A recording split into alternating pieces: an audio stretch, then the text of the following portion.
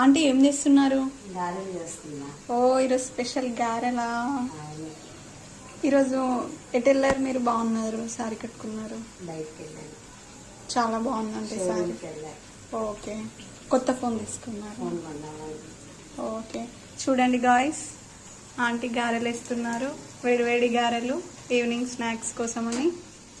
ఇంకా ఆంటీ తను ఒక్కతే చాలా బాగా చేశారు. ఒక్కరే అస్పాప కాలేజ్ నుంచి వచ్చేలోపు ఏదో ఒక స్నాక్ పెట్టాలని ఆంటీ చేశారు గైస్.